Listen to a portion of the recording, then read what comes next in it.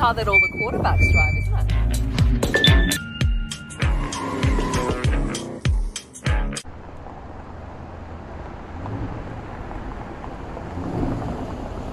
What up? How are you guys? Supercar Blondie here in the brand new Chevy Corvette Stingray.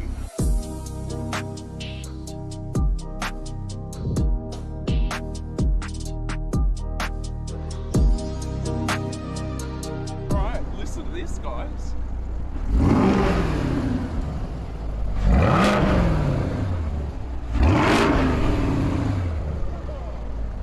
Ripping a couple of band-aids off with each throw down of the foot. I couldn't even get this car from Chevrolet, you guys. It is in such high demand.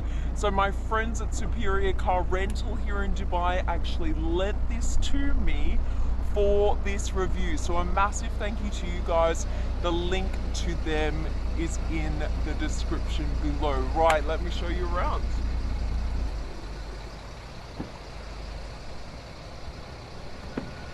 Okay, as you can see, look, part of the roof comes off in the coupe. So you can actually pull this off, and round here is where it fits. Here we go. All right. So you just slot the roof here in the boot.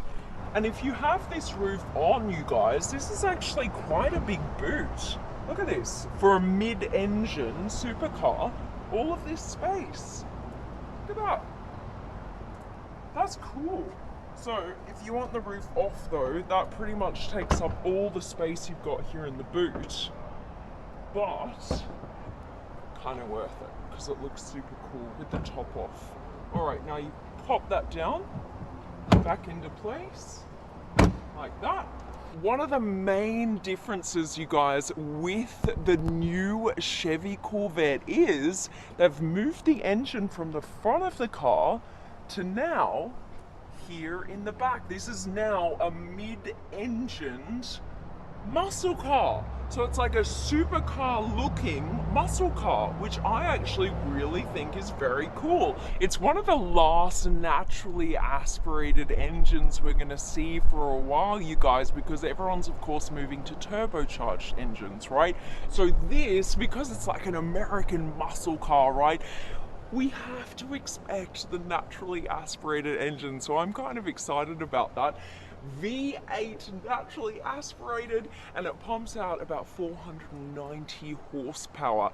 You can get an upgrade package, and that will give you a little bit more torque and 5 more horsepower. So still under the 500 horsepower mark.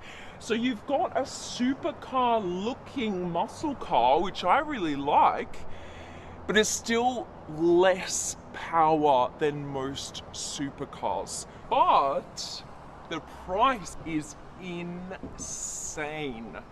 It starts from $60,000. Now, it depends which market you're in, what you can actually grab this car for. $60,000, I actually don't know anyone who's actually got it for that price. Here in this market, if you would like the new Chevy Corvette, you're going to be paying about $120,000. That is double the recommended retail price in the States, and in the UK it's also so much more expensive than in the States. Even at $120,000, you guys, you're getting like quite a lot of power and something that looks freaking cool. You've actually got soft close in the boot, so you push this down and then it'll just take it all the rest of the way, which I really like. You've got a cool Stingray here for the Corvette Stingray, and up here what they've done is they've integrated the Corvette logo in lots of different places around the car. So as this kind of fades into the glass, you've got the Corvette logo. What do you think of the look? I actually quite like it. When I first saw it, I was like, yeah, hell yeah, this is awesome. Like, this actually looks like a supercar. I'm actually really impressed by the look. If we open up the front, you've also got a little boot space in the front. So look here, we're just in the boot with that button. Or there's a secret little button down here, you guys, right here. And you just feel for that right there. You push this and the front pops.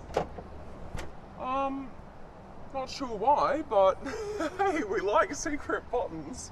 Now let's turn her on and have a look at what the headlights do when you turn the car on.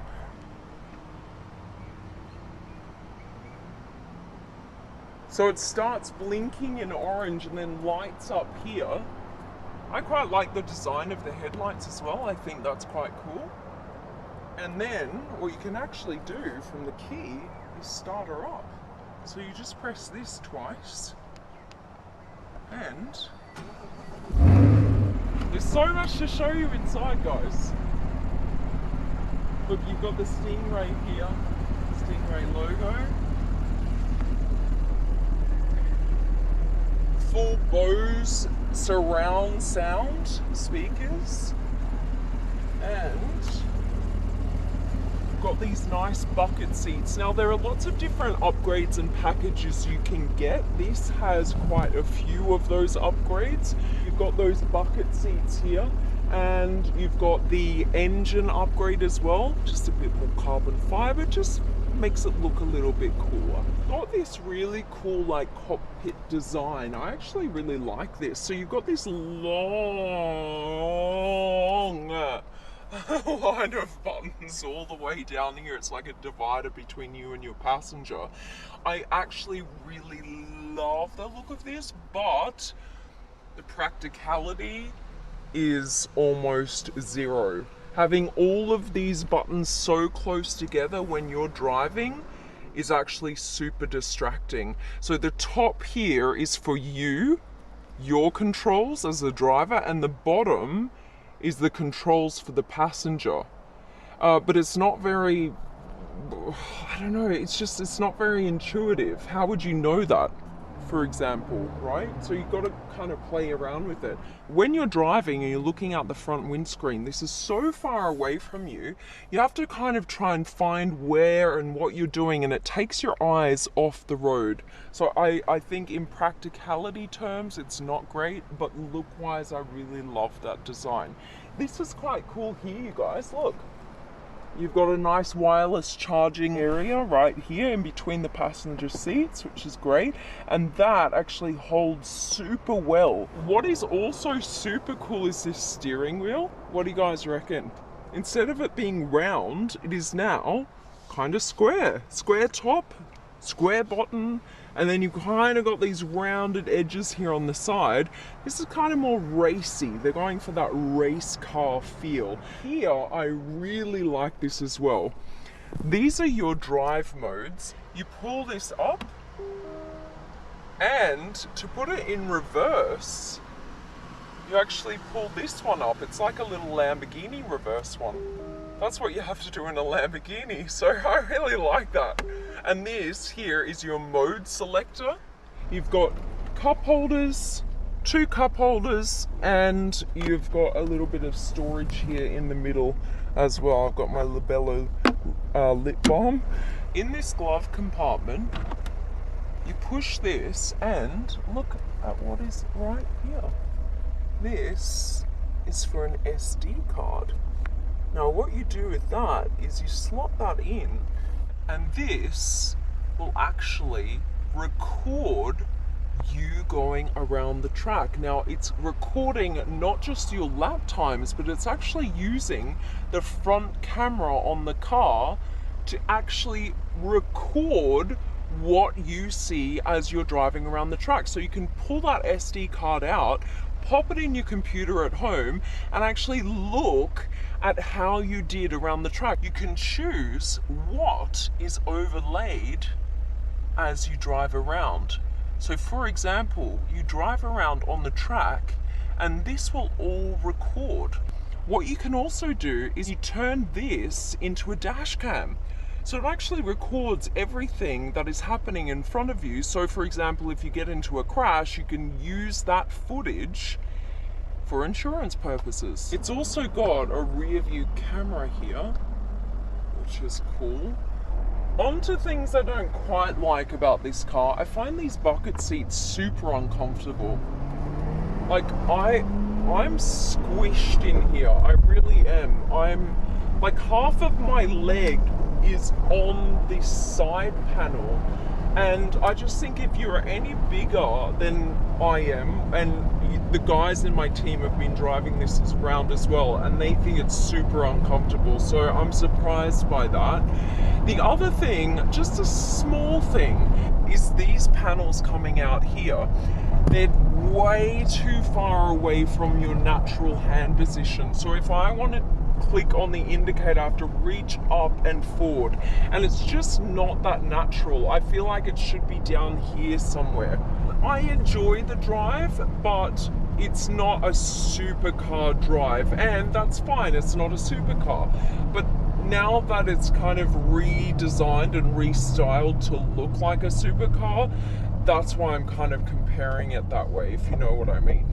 You get some nice gurgles and pops when you shift down. Did you hear that?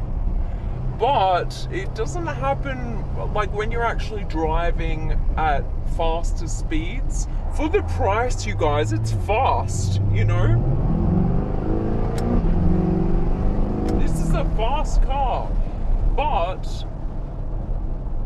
they say it can do 0 to 100 in around 3 seconds. This does not feel 3 seconds to me.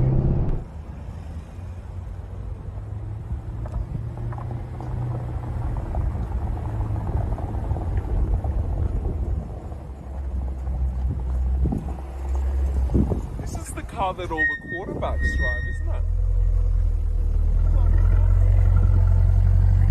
Alright, that's it, you guys. I hope you enjoyed. Me personally, I really enjoy the car. I like a mid-engine sports car. So for me, I'm loving the new look of the Corvette.